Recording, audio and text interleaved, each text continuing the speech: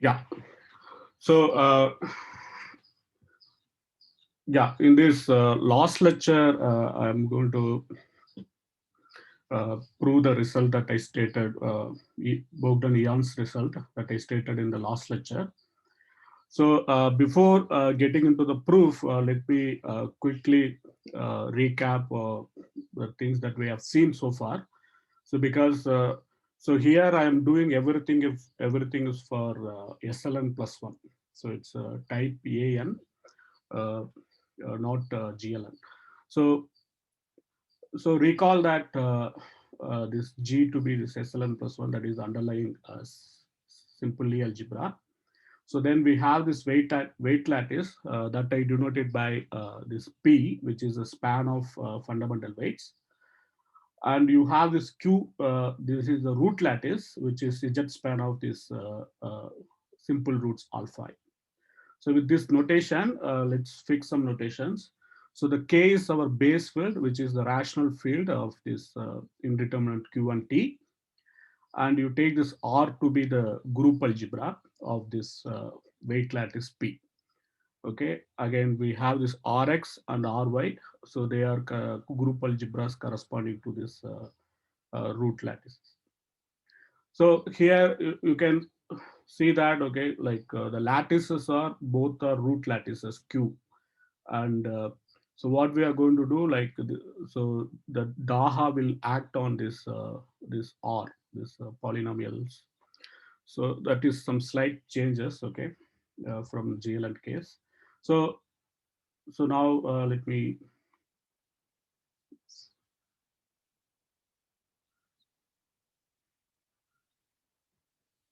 so let me quickly go through the definitions, okay, and then I will like so just for completeness I want to give all the definitions.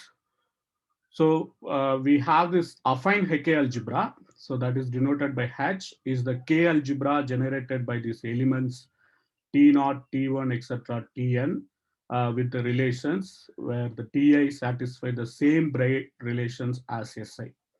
Okay, so that is given in this Coxeter diagram or Dinkin diagram. Okay, so for example, T1, Ti and Ti plus 2, they will commute. Okay, so Ti, Tj commute if I and j are far apart. So otherwise, we have this Coxeter relations that is there in the this affine while group. So that those relations should be satisfied by this Ti. And we have this Hecke relation for each Ti. So Ti square should be equal to this T power of minus T power minus of times Ti plus 1.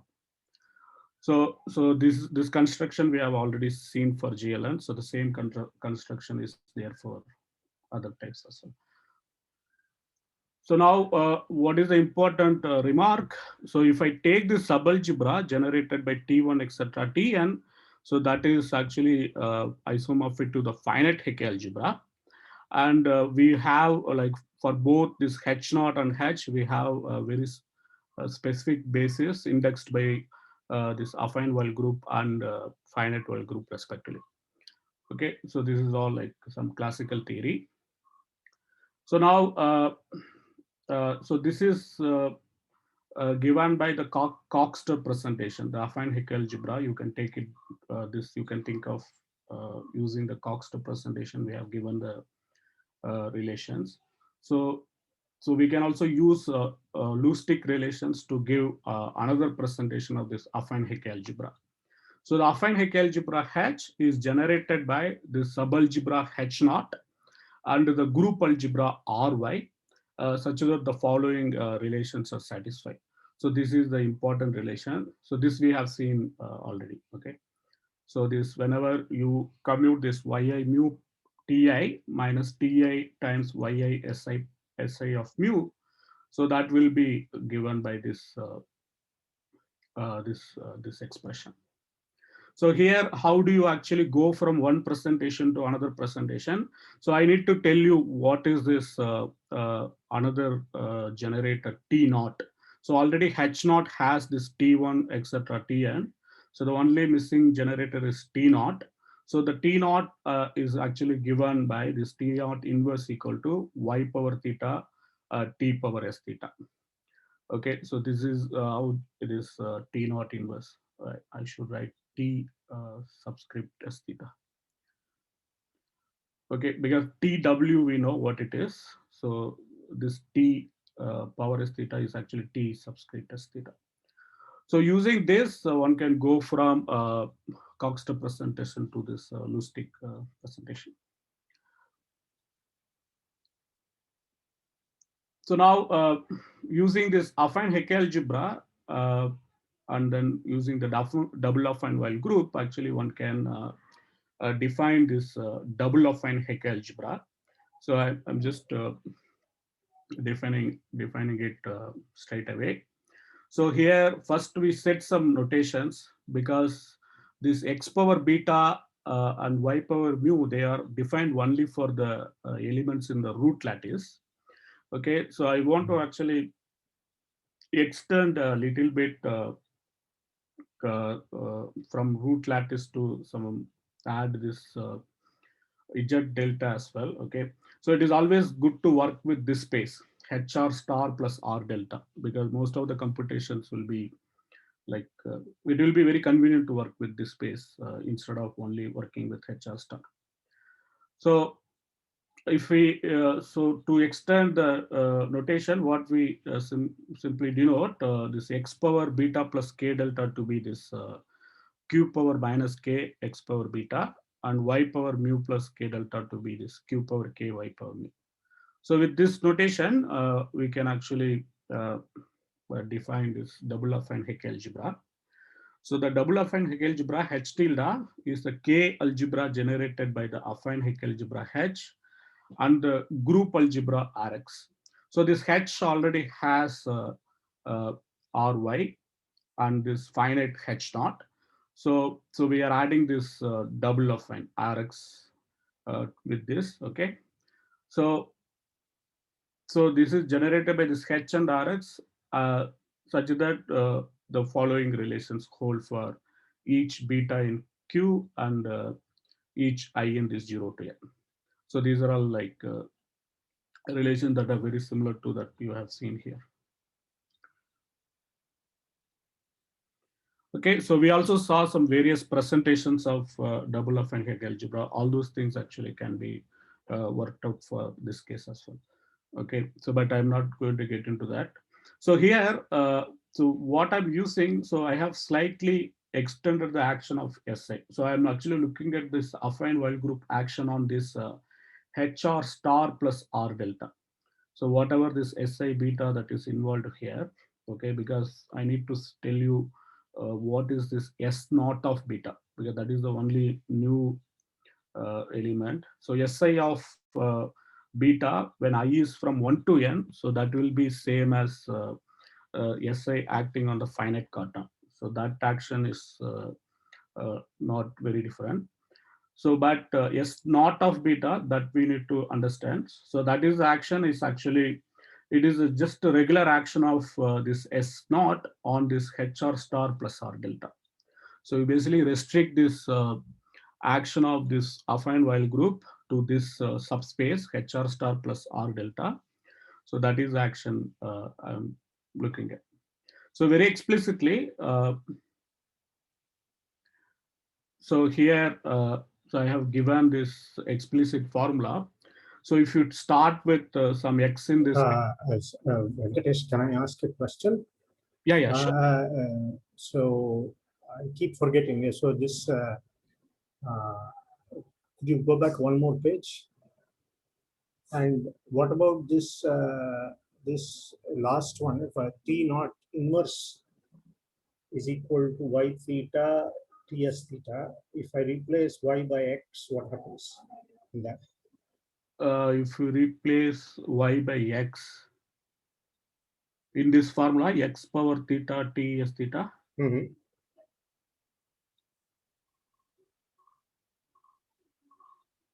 Okay, right now I don't recall.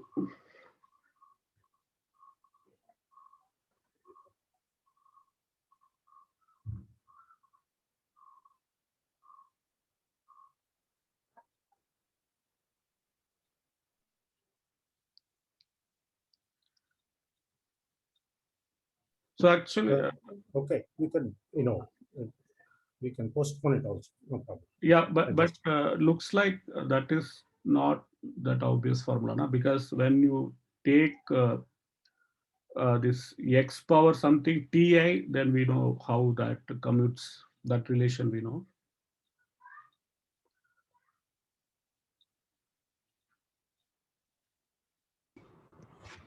Isn't that one of the involutions? Is x going to y and t going to? there was a T naught check in the other one. I'm a little, in the GLN case, at least we had a T naught. There were two T naughts. Right? I mean, there was a T naught Yeah. and a T naught check. I think that's the right answer. If you change y to the theta to x to the minus theta, then you will get T naught check inverse. I think so. But where is that T naught check? He doesn't have a T naught check here, no? Okay, I have actually fixed one side of the like if you think in terms of the double affine, so I have fixed the one set of generator of. No, here in the affine Hecke algebra you don't see x still. Okay, so the involution happening inside this double affine Hecke algebra. So this double affine Hecke will have both see y part and then the finite part and x part. So the involution that you are talking about, like x power mu goes to, if I'm correct, y power minus mu. Is that correct? So and then like so if you want to see how this formula is reflected, we have to see it here in the Daha. So we can use the involution and get what will be the corresponding generators for the that x part of the affine Hecke algebra. So here, by definition, I have taken the double affine to be affine Hecke algebra generated by this H. So this H has y part and the finite part. So I'm adding this this x part with that affine Hecke algebra. So we can also that is why I told like we can go from this presentation to, so we can also start with affine Hecke algebra that corresponds to x and then add this group algebra ry satisfying these relations. So there will like one can go from this tuple h x to okay, we can call this h is hy x to this yhx. So there we can use the involution and then go from this one set of relations to another set of relations. See the one again. I am my understanding is not very deep. So there was a T naught check there, but you don't have a T naught check. That is my issue. So what happened to that? In the GLN case, there was a T naught and there was a T naught check. So the involution switched between those two. Since you don't have that, what do you mean by the involution? That's the question. But maybe okay, I didn't write here what is the involution. So yeah, okay. If you want, I can explicitly write down.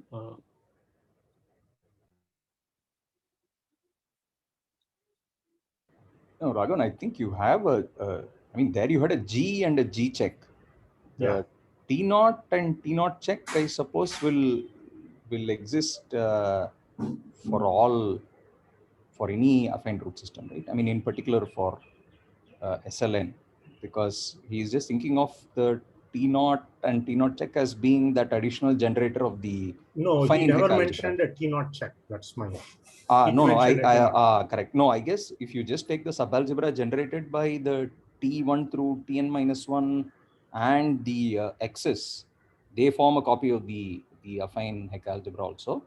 And there you have the Coxeter representation. There you'll have there will be an additional T naught, whatever, maybe we could call it T naught check. So I guess that's the generator he's probably referring to. Yeah, Is but that- you don't have to use it if you don't want to. It's Yeah, right now- implicitly there, some product of X and TS. Okay. Right now It's I'm not implicitly going- there. Okay. Yeah, Okay, right thanks. now I'm not going to use that thing. That's why I didn't actually care to write. But Yeah, I anyway, didn't mean to hold you up. yeah, it's okay. I Professor. can write it like 1 minute time. So this computer is not that good.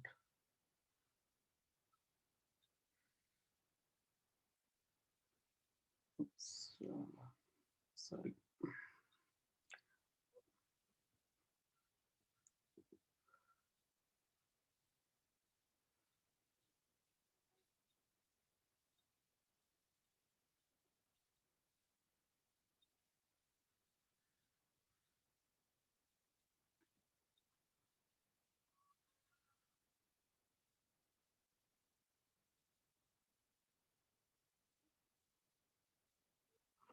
Yeah, okay. Now I can write.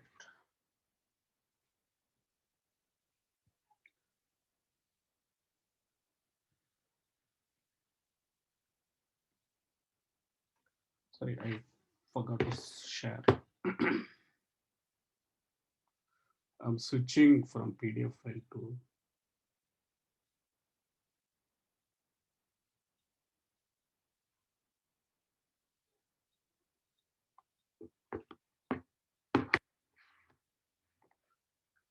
So yeah, so what I meant actually, like, so I believe this is the duality that we are talking about. So if we take this H tilde, this is the Daha. So the Daha, so for me, like I have defined it to be the affine Hecke algebra corresponding to this Hy and then this Rx. So it is generated by these two. So modulo some relations. But this Hy, this already has this Ry inside. So if you remember, if you recall, so I proved this theorem about the basis of this H tilde.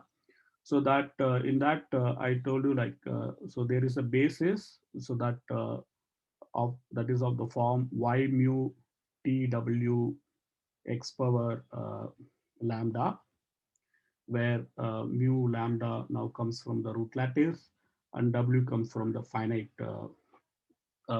well group. So this is the basis that we get of this H tilde. So now you can see that this Hy, so this actually has this Ry part inside. Okay, so so so in particularly I can actually keep this aside and then I can merge this, that finite part and the Rx part. Okay, if I do that, I can actually change from, so from here I am getting the T naught, T1, etc., Tn.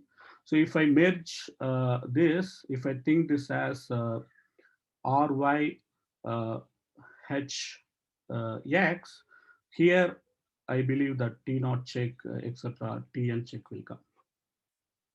Okay, because Hy is generated by this T naught, etc., T1. So Hx will be generated by T naught check, etc., Tn check.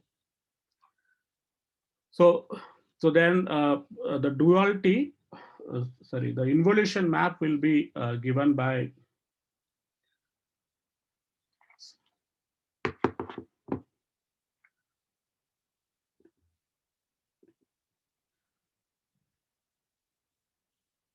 so the involution map that will actually take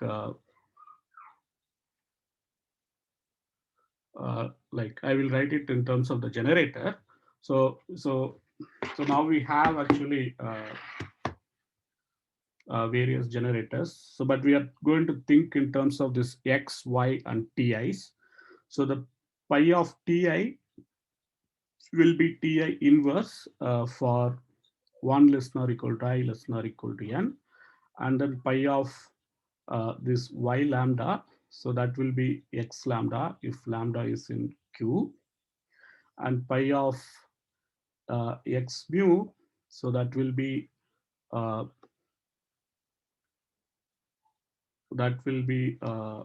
y mu for mu in Q. So there is an involution with this mapping, and pi of Q will be mapped to Q inverse, and then so pi of T we can take it to be T inverse.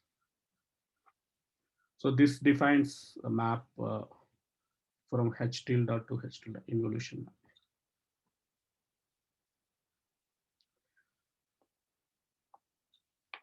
But I'm not actually going to use that another presentation. So I will actually just stick with this presentation.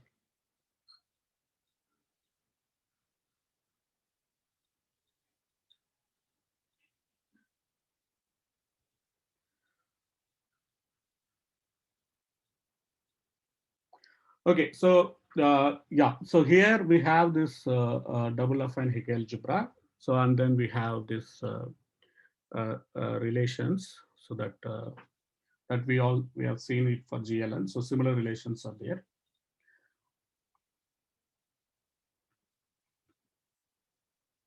So now you can see that the action that we are talking about is that the affine Weyl group action restricted to this subspace HR star plus R delta, and then I leave it to you to check these. So these formulas are true. So now, so what I'm going to do, I'm going to tell you like how this H tilde acts on this polynomial representation. Okay, or we have seen that is the group algebra of this weight lattice. Okay, so R is just k bracket e power lambda. That lambda. Sorry, can you go back one slide just for a second? Yeah. Okay, sorry. Okay, right. Thanks. So so now I'm going to like very explicitly write down some formulas. Okay, so this is something I checked it for example in type A1. So this can be checked very easily. This is not that hard to check. So using this Weyl group action on the weight lattice. So if you compute this Ti of e power lambda. So again, like the way we have defined, we actually took that one-dimensional representation of the subalgebra and then inducted. Okay, so we can use the same definition and then try to compute this, or you can actually take this as definition. Okay, so I'm giving you very explicitly how the generator acts on the each e power lambda. So now you verify all the commutation, sorry, all the relations that are there in the Daha, and then you can convince yourself you get this representation. So here the Ti of e power lambda, this is very explicitly given by this formula. So this formula is very important. And as you know before, this x power beta, it will just add this e power beta with e power lambda. So what we proved, actually the same proof that I gave it for type A1, that works for in general. So this is indeed a faithful representation. So and we have seen that this is equivalent to proving that so the basis that I wrote that y power lambda tw x power mu, that is the basis. So they are all equal. So now let's set some notation. So what I want to do, like I want to slightly change this operator Ti. Okay, so I'm strictly following the paper of Bogdan Ian. Okay, so I want to use his notations. So basically what we are going to do, we will be interested in this intertwiners, but he has slightly changed the definition of intertwiner, but still it works. So for that, I need this T, this angle bracket 0. So that you take it to be T naught inverse x power alpha naught. So note that alpha naught is nothing but delta minus theta in our case. Okay, theta is the highest root. So x power alpha naught is given by Q inverse times x power minus theta. So this is the definition of x power alpha naught. So with that, I'm slightly changing this. So then if we do some small computation, we can easily see that this T angle 0 e power lambda. So if you act it here, then it gives some expression like this. So note that the difference between this expression and the previous expression is that the action of this while group element that changes. So here I'm using this affine while group action, restriction action. So here I'm using this angled bracket action.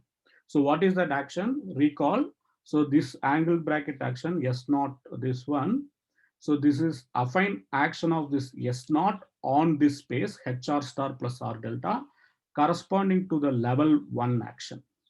So what I mean by that, I identify this space, HR star plus R delta, with this HR star plus R delta lambda naught. Okay. So then I just compute the usual S naught on these elements. Okay, if you give me lambda plus some C delta, then I take lambda plus C delta plus lambda naught, and then I compute S naught of that. Okay, that is that usual action that is denoted by S naught, this angle of this. Okay, for example, if you compute very explicitly S naught of this angle X for any X here, it is given by this formula. Okay, this is exactly this S naught of X plus lambda naught minus lambda naught. So that is the notation, because this will be there all in many places. So that is why it's good to isolate this notation. So this is the simple difference between this formula and this formula. So now you can for I from 1 to n, SI of this angle lambda will be same as SI of lambda. So there won't be any difference. So we can actually take this T angle I to be Ti for I equal to 1 to n. So then we have this formula, okay, for all I. If I take T angle I to be Ti, then this formula is true for all I if you replace 0 by I, okay, for all I from 1 to n. So what is the use of this formula? So here you can see already some kind of SL2 type character is coming here, okay. So using this, actually one can easily conclude that if I take some lambda, which is smaller than this SI dot lambda. So I will tell you like what I mean by lambda being smaller than SI dot lambda. Okay, so that is defined in particularly with respect to some Brouillard order. So this, if this is true, so then you can actually compute this action of this T angled I operator on this e power lambda. So then you can actually conclude, because if you compute this T angle I e power lambda, so this will be, you act this on e power lambda and you act this on e power lambda, but this term you can actually easily compute and then see what it is. Okay, so using very explicit computation also, you can see this is equal to T power of times e power SI angled lambda plus lower terms. So what I mean by lower terms, they are combination of this e power beta, where beta will be strictly less than SI dot lambda. So this is the only place we get SI angled lambda, but all other. Sorry, Venkatesh, what is dot action? This SI dot? Yeah, I'm explaining now. Yeah. Okay.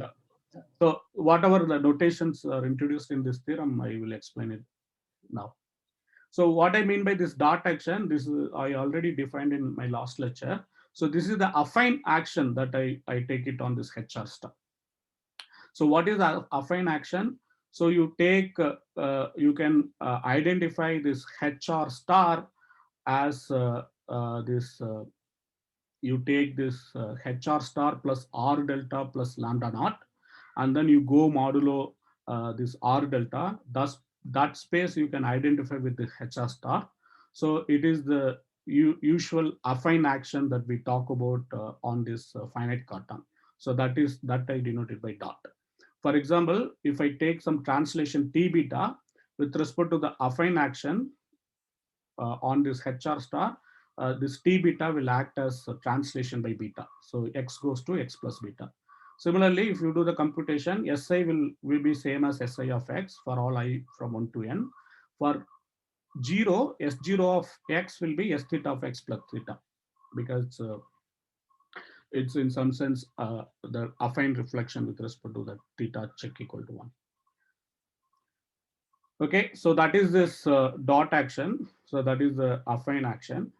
So this Brouillard order I will explain in a minute. So maybe in the next slide. So for that we need some more definition, which we will recall now. So I already told you this is some simple exercise. So given any weight lambda, if I look at this affine action on this the weight lattice P, so then I can look at orbit of this lambda under this affine action of W hat. So then if I take that, that contains a unique element in this closure of the fundamental alcove. Okay, that is very easy to prove.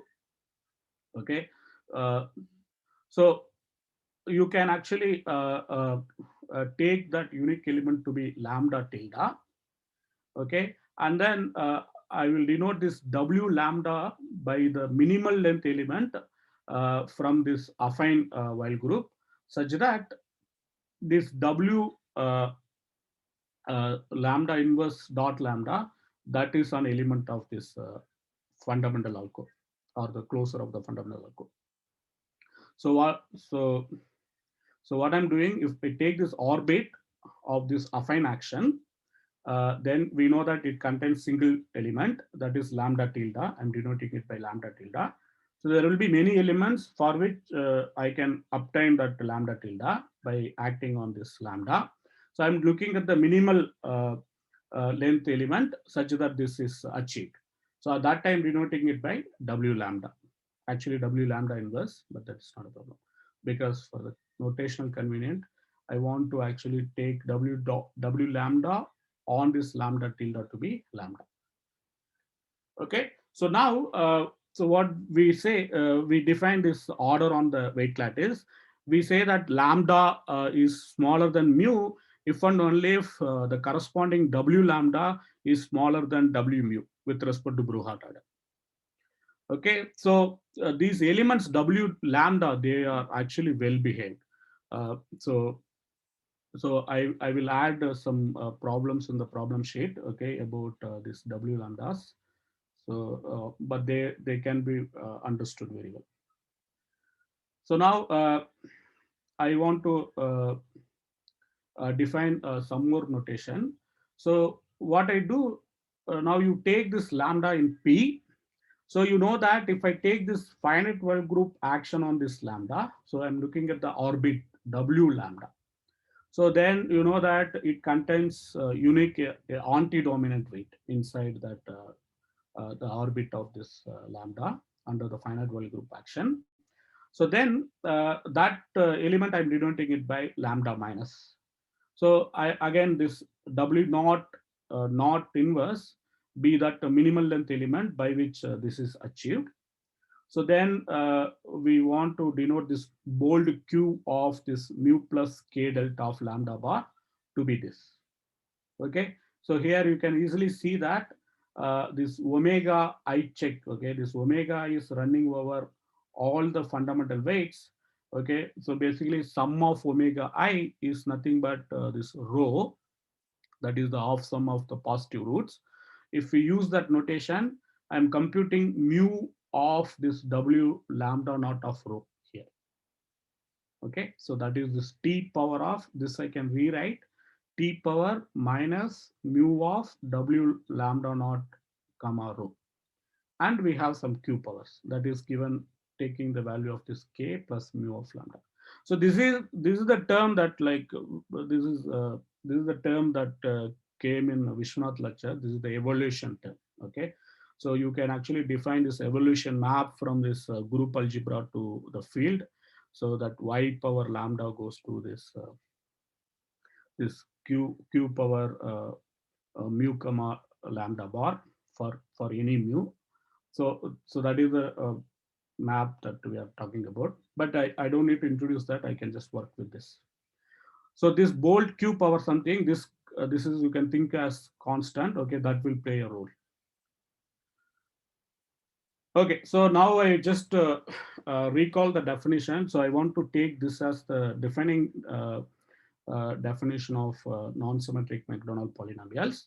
So given lambda in the weight lattice, we know that there exists unique E lambda of Qt inside this polynomial representations or polynomials are satisfying the condition E lambda equal to E power lambda plus lower terms. And whenever you take the inner product, E lambda E power mu, that is 0 for all mu less than lambda. So this is the inner product that Vishwanath introduced in his lecture. Okay, it is the same inner product. So it is the constant term inside that F G bar delta, I guess delta K. So this is actually defines E lambdas uniquely. So that we have seen already. So what we know more than that, we know that this E lambda Qt, they form a basis, K basis of this R, and they are the common eigenvectors for this Chernykh operators, Y power beta and Q. Okay, all these things we have seen. So we can actually use the construction of this E lambda using this interjoiner operators, and then we can prove all these things. So what I'm going to do now, like I'm going to introduce this interjoiners. So they play a vital role in the proof. Okay. So, but what I have done, I have slightly modified the interjoiners. So the interjoiners that we have seen tau I check, they are closely related with this II, but they are slightly different. For example, if you recall, in the tau I check, this term, that 1 minus y power alpha I, that will come denominator of this t power of minus t power minus of. So that is the only difference. And this also, I guess, will change a little bit. So anyway, but this you can take it as II, the definition of interjoiner. Then actually one can work with this. There is no issue. So recall this T, this angle I. So that is for I in 1 to n, that is exactly Ti. For I equal to 0, so that we define it to be this T naught inverse x power alpha naught.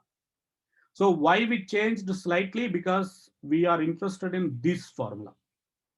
Okay, I want to add to this Ti on the polynomial representation, but I want to use this formula instead of the usual formula, so that our computation becomes easier. So, or like we want to do some bookkeeping, that's why. Okay, so with this interjoiner, so what we have as before that we have seen in the GLN case, the tau I check, for example, they commute with this Chernykh operators. So that is true here as well. Okay, so because if you think about it, this term is like acting as scalar. Okay, and if you divide by this also, like it will act like scalar. So there is a close relationship between tau I check and this II. So the same computation will work here, or we can directly compute here. Y power mu II will be II times y power Si of mu. So this Si of mu is actually the affine group restriction action. So now, as we saw in Vishwanath lecture, so we can define these common eigenspaces. We know that this operator Y, they act semi-simply. So you have these common eigenspaces. So very explicitly, we can take this to be this, okay, given lambda and P, or lambda, that is those polynomials F in R such that this Y power mu acts as this scalar, this bold Q of mu comma lambda bar. Okay, so that is some scalar. Okay, we don't need to right now worry about what is the scalar, but that will appear in the computation. But anyway, it's not that important right now. Okay, but there is some scalar. This is given by that evolution map. Okay, so now what is the proportion? This is one of the important proportion, because this interjoiners, they commute with this operators Y mu. So you can easily prove that given lambda in P, such that this lambda and Si dot lambda, if they are different. So here I'm talking about the affine action on the finite carton. So then what happens, this intertwiner that takes this R lambda to this R Si dot lambda. Okay, not only it is just taking this space to the space, it is actually a linear isomorphism. So it's a very, very strong result. But if you think about it, it is not that hard to prove. So what you need to verify, if I start with some F in R lambda, you have to verify that this IF that should be inside this the targeted space. So for that, you need to check this IIF is actually satisfy this kind of relations. Okay, but that is easy because this II Y mu, they commute. When they commute, you get this Si, okay, it should be power II Y power Si mu acting on F. But this you know already, Y power Si mu on F is nothing but Si mu of lambda bar. Okay, so but this Si mu of lambda bar, this term, this Q power, the bold Q, one can check from the definition. This will be same as this. I can take this Si to the right side and then make it bold. So that means this simple computation tells you that this IIF is actually element of this R Si dot lambda.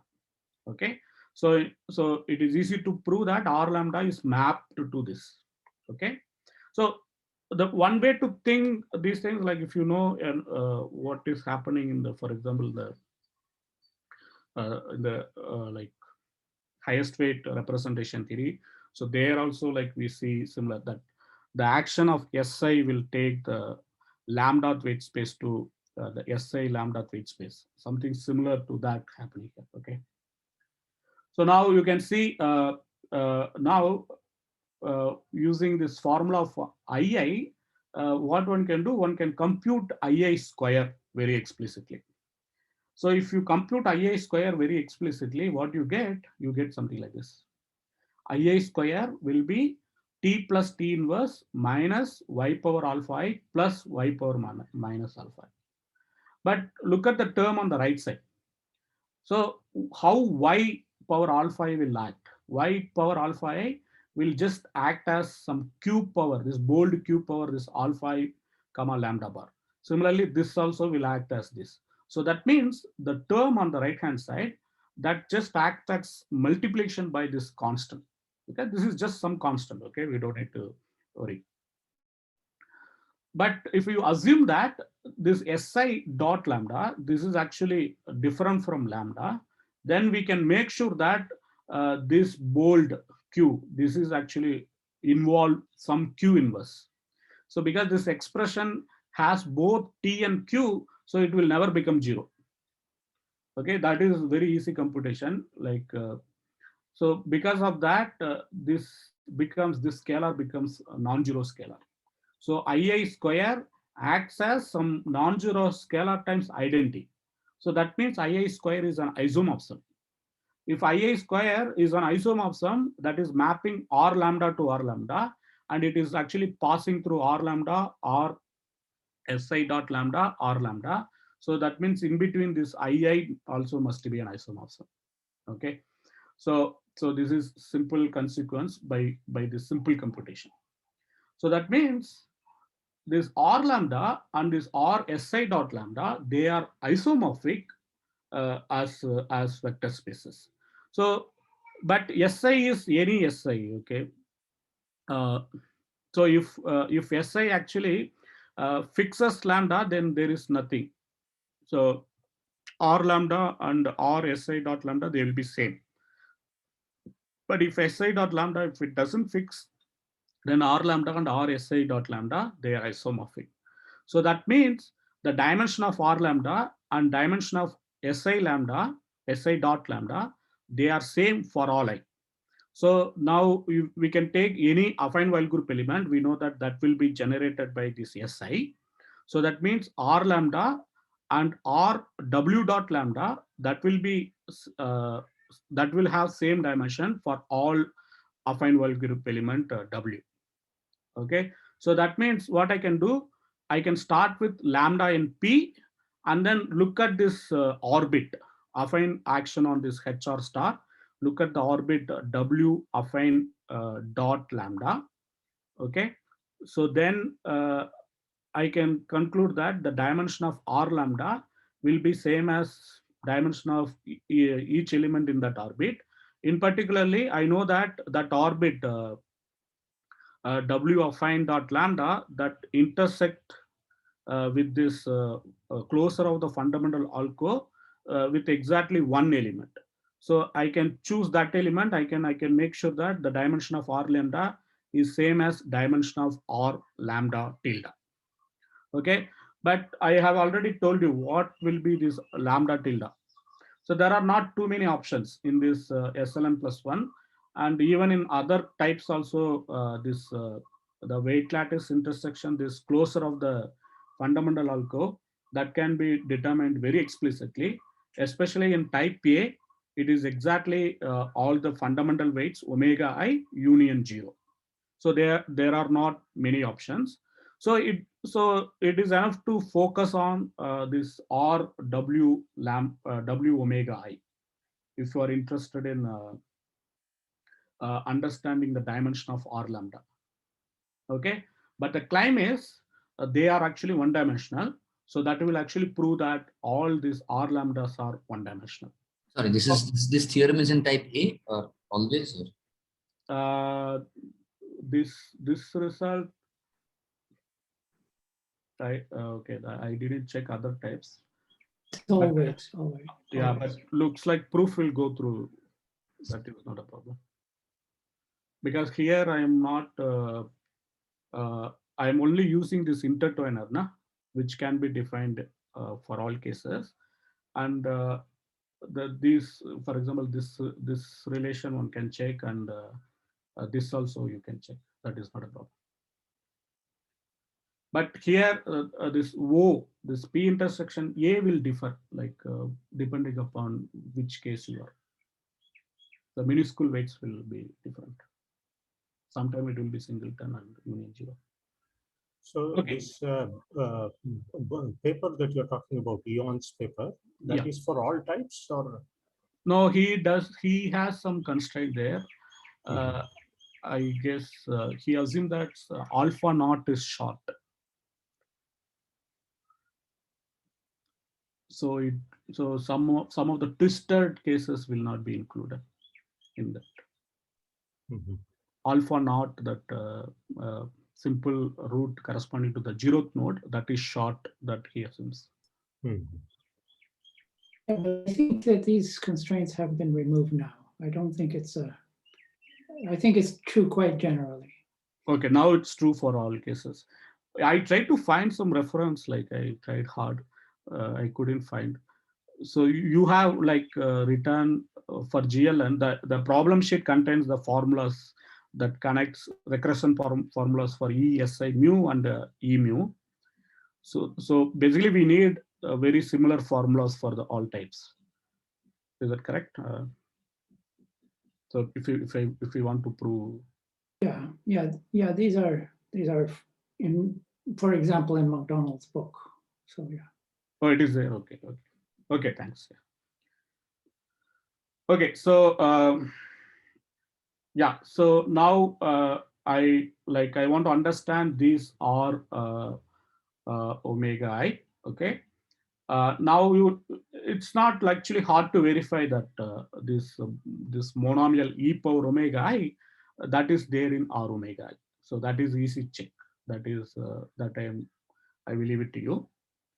But what is important, like how one can prove this R lambda is one dimensional. That is what we need to see.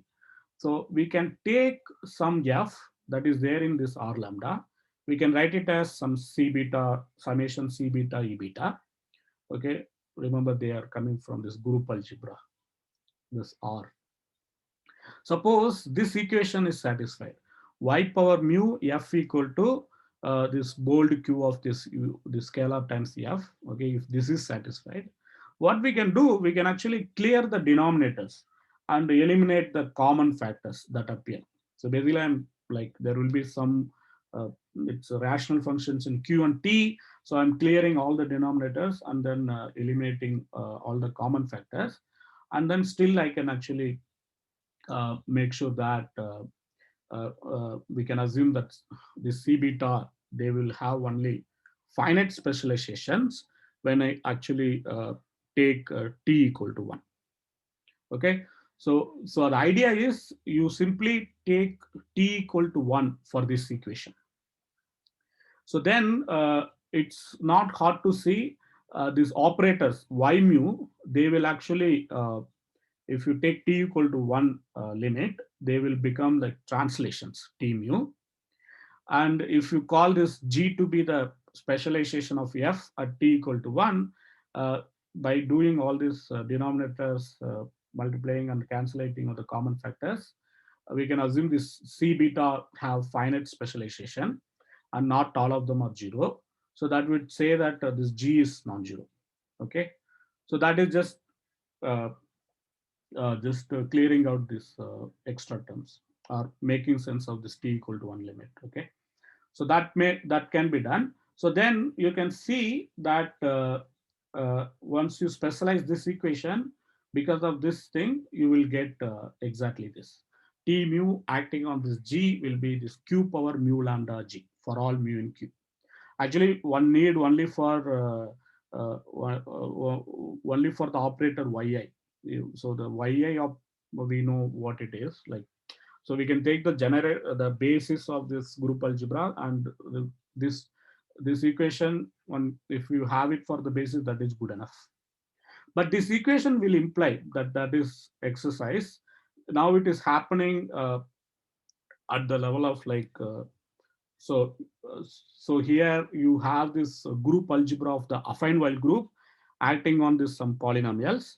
And then if you have some equations there like this, that will imply that this g must be non-zero multiple of E lambda. So that I will leave it as exercise. So modulo this, you can see that once this g is a non-zero multiple of E power lambda, this is you are getting after substituting t equal to 1 in original f. Okay, so that means again, like you modified little bit, but you haven't modified too much. So that will imply that the coefficient of this E power lambda in f, that is non-zero. So that means R lambda must be one dimensional. There is no other option. If R lambda, suppose if it has actually at least two linearly independent elements, so we already know that. So this lambda, like for example, I have taken to be element in the this O. Okay, this O is this minuscule weights, including 0. So I already told you that e power omega I is in R omega I. So that means this e power lambda is already there in R lambda. Suppose if you have another f such that the coefficient of e power lambda is non-zero, so then what I can do, I can easily I could easily produce some element, non-zero element inside this R lambda, whose coefficient of this e power lambda will be 0. Okay, but we just observe that if you take any element, the coefficient of e power lambda in that f must be non-zero. So it contradicts. So that means R lambda can have only at most one dimensional, but we already saw that e power lambda is there, so R lambda must be one dimensional. So that tells you that R lambdas are one dimensional. So that means I can actually use that information. That is what we use repeatedly to conclude some recursion relations. Venkatesh, I have a doubt. Yeah, sure. Yeah. So when you said that R sub omega i's are one dimensional, that is an exercise, right? That is that we proved already, like because we use this proportion, because this is true for all SI. Okay, R lambda, dimension of R lambda is same as dimension of R SI dot lambda for all I. Yeah. So now we can use the affine Weyl group is generated by SI, and this is true for any SI and any lambda. Now you can use this immediately prove that R lambda dimension will be same as R W dot lambda. Okay, that is okay, but that I understood. But the next step, you said, I'm a little confused as to what you're doing. You said that R sub omega i's are one dimensional, right? Yeah. So for that, I like this is I'm leaving it as exercise. e power omega I, they are element of R omega I. So that is straightforward computation. Oh, that is all. Okay. Because okay. we need to apply this operator y power mu on e power omega I. Okay, but okay. This is only this. Now I understand. Okay, thank you. Now, so The rest of the lambdas here are omega i's, really, is it? Well, pi i's. yeah, this here I'm taking lambda to be in the O. Yeah, omega i's are 0. Yeah, including I put omega naught is 0. So that's fine. Okay, so yeah, so now I will set some notation because I will be using it later. So I want to slightly enlarge okay, I want to enlarge this lambdas. So like I said, it is always good to work with this HR star plus Z delta. Okay, so you take this K in Z, and then for that, if I take E lambda plus K delta of Qt, that you define it to be, you just multiply by Q power minus K times this E lambda of Qt. Okay, so this is my new notation, and I have written the characterization of E lambda Qt here. So this is one of the defining property of E lambda Qt. So it is the unique element in this R lambda in which the coefficient of E power lambda is 1. Okay, that also you can take it as it is one of the equivalent definition. So now with this notation, I want to actually introduce this new operators, G, I lambda. So they are going to play a really very crucial role. So they are in some sense modified intertwiners. Okay, so you write these formulas so that like so let me do the computation, then only you will understand why these formulas are magical.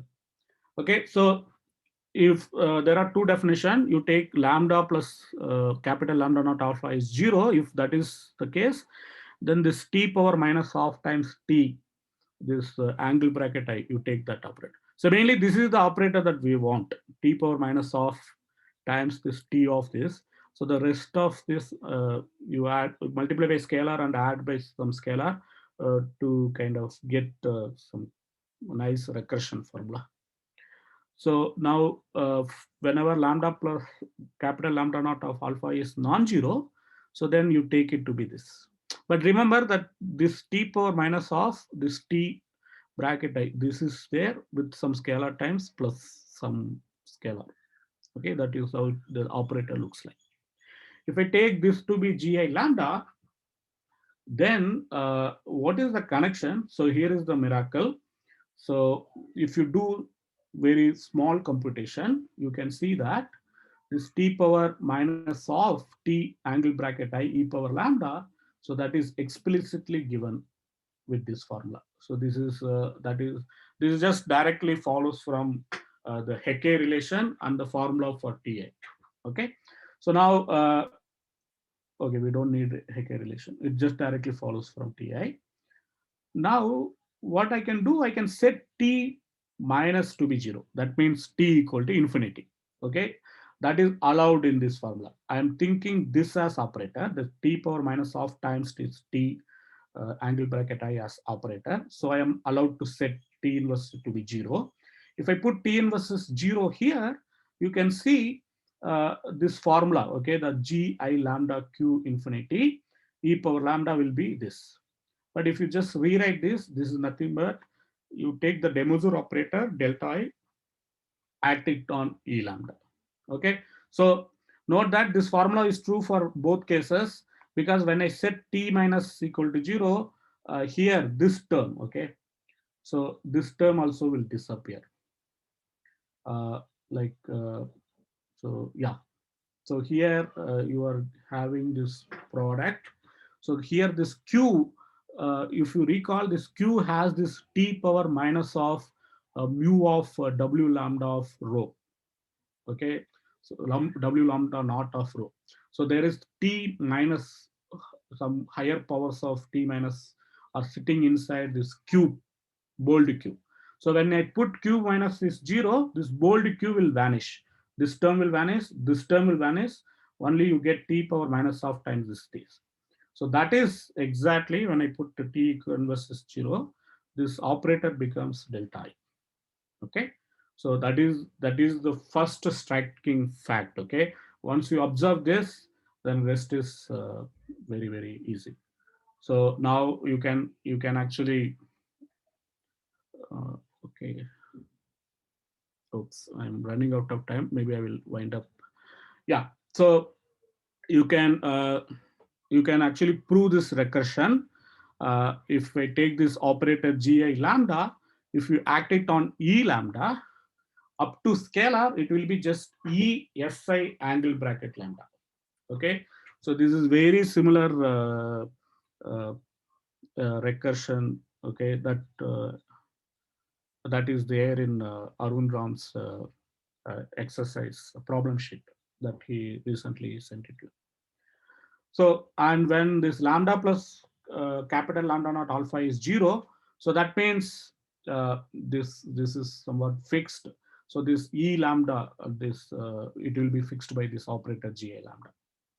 Okay, so these two recursion, this recursion is true and this is true. So I'm skipping the proof. Proof is just straightforward computation. How you prove? In the first case, you know that this gi lambda e lambda that will be there inside this space because this has this ti. Okay, and you know that sorry, what is gi lambda? Yeah, this is the case. Yeah, this ti angle bracket will be there. So you can see this will be here and this is one dimensional. So you have to determine this scalar. So this determining the scalar will be done using this result. Okay, that I will just skip. And the second part, when lambda plus capital lambda naught alpha is 0, you simply verify that gi lambda e lambda that actually satisfy the defining relations of e lambda. So that means they have to be same up to scalar, and but gi lambda e lambda also the coefficient of e power lambda in this will be 1. So because of that, they have to match. So again, that is very elementary computation using this adjoint of this operator t angle bracket. That also I will skip. So in particularly, we have this very nice recursion. Now what we do, we can't of course work with e lambda because I want to actually do some substitution like t inverse equal to 0. That is t equal to infinity. So to do that, I have to renormalize this e lambda. So how do I renormalize? So there is a very natural term that I call it d lambda. So it will be clear why this term is appearing. If I take this d lambda, then I multiply by this e lambda. So then that polynomial. So that will be, they are like the coefficient of this d lambda, e lambda of qt. They are polynomials in the variable t inverse, q and q inverse with integer coefficients. Okay, so it's like it's very, very, very explicit. Now this t inverse, you can see like it is involving only the variables t inverse. So I am allowed to set t inverse is 0. So I can take this polynomial and then set t inverse equal to 0. Sorry, can you go to the definition of d lambda? Yeah, d lambdas. But I will tell you like how the d lambda comes. So it will be very natural. So we don't need to memorize this. So now how actually you prove, so you prove this, you actually get this d lambda times e lambda by applying this successive, the operator gi mu's. Okay, so for that I choose this w lambda as before. That is the element that takes lambda tilde to lambda. So then you write it in the reduced word decomposition. So then you know that this set of inversions, okay, the positive roots that are sent by negative roots, so that can be very explicitly given in terms of this reduced word expression. Okay, once you know the reduced field expression, I can write down the all positive roots that are sent to negative roots by W lambda. If I call that is alpha I, so then I can fix this lambda I, so which is just the product of this 1 to I minus 1 terms in the opposite order on lambda tilde. So what is important, because these alpha i's, they are all positive, okay, and then such that they are positive such that W lambda of alpha I is negative. Using that, you can conclude these lambda I that we have defined recursively, they satisfy this relation. Lambda of I plus lambda naught alpha Ji must be positive. Okay, once you have this, then what happens? We can start with this e power lambda tilde, and then which is nothing but e lambda tilde qt. That is what we observed in the previous proof. Okay, I gave it as exercise. You can start with this e power lambda and then successfully apply this operator g's. So g j1 lambda 1, g j2 lambda 2, and so on. You can successfully apply these operators. So if you apply those operators, then what do you get? You get some multiple, scalar multiple of E W lambda angle bracket lambda tilde of Qt. So this scalar that we are getting now, that we are calling it D lambda. Okay. So, but you know how these operators act. These operators are actually very explicit. Okay, this is the D lambda. And you can rewrite this, that I'm just skipping. What is important, so you understood that by applying these G operators on this e power lambda, you are getting this some constant multiple of this D lambda, E lambda. Okay, and this Q power is doesn't matter. That actually just we don't need to worry. So because we are applying these G operators on this e power lambda, these G operators actually they contribute only the coefficient in t power minus 1, q and q inverse with integer coefficients. So that is how these G operators are defined. So because of that, we are actually concluding that same for this for the right hand left hand side. Okay, so let me just flash what is this operator GI. So okay, if you see this operator, so you can see that you are multiplying by this t power minus 1. Okay, nothing more. So this is just small observation, just comes from this definition of operator. But what is important is recursive relation. Okay, so now once you have this, now what we can do, I can do the renormalization, this e lambda power tilde. So this e lambda power tilde, you know that the powers of t appearing here, they are all negative. So I am allowed to take t equal to infinity.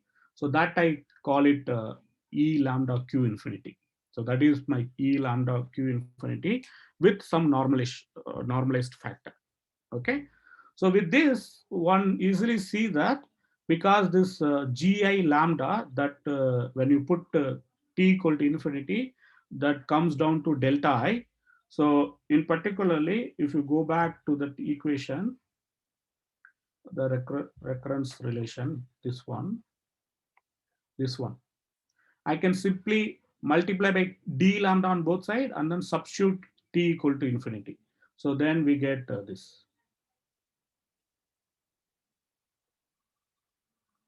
Okay.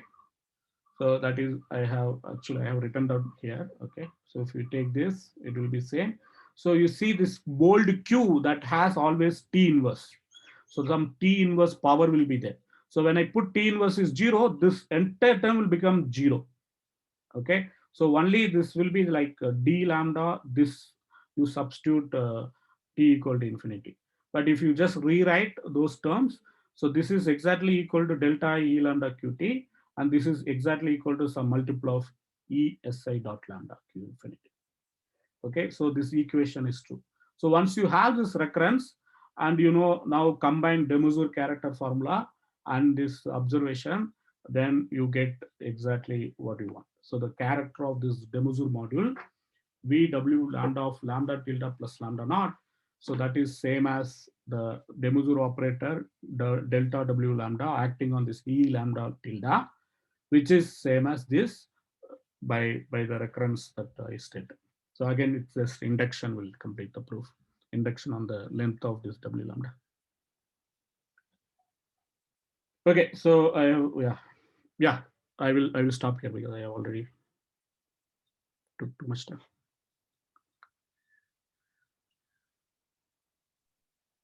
Great. Are there questions? Do we know anything about what happens at t equal to 1 or something? When t equal to 1. Okay. I saw many formulas. I guess Arun Ram can answer that.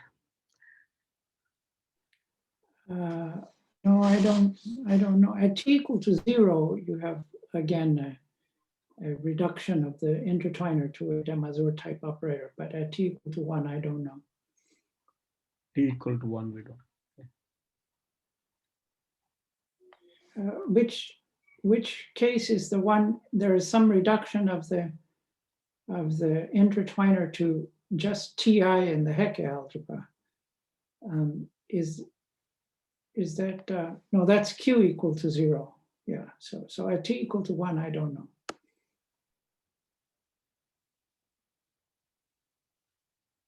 Can you just show us that result again where you said that the renormalized E lambda has, so the coefficients are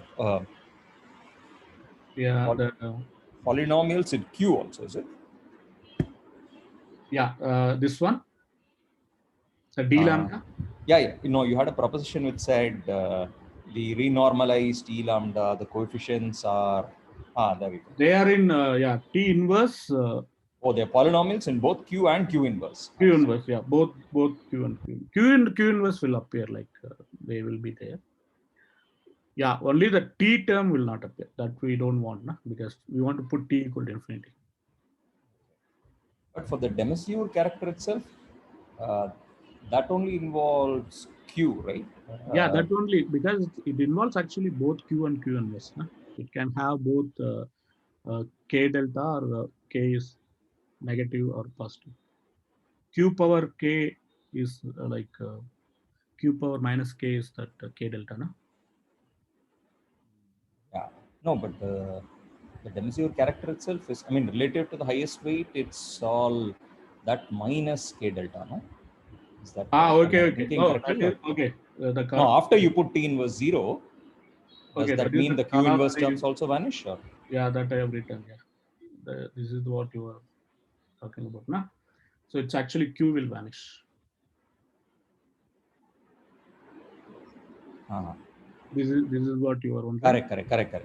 Because coefficients of this are polynomial. Yeah, absolutely. Okay. Fine. Because Nice. you can take this extremal weight vector, you will be adding only the positive root lattice element. Okay. Nice. Yeah, once we this will be corollary once we bring in this de Mazur module. But using only the operator GI lambda, we can say the previous one that I told, T Q Q inverse, T inverse Q Q inverse.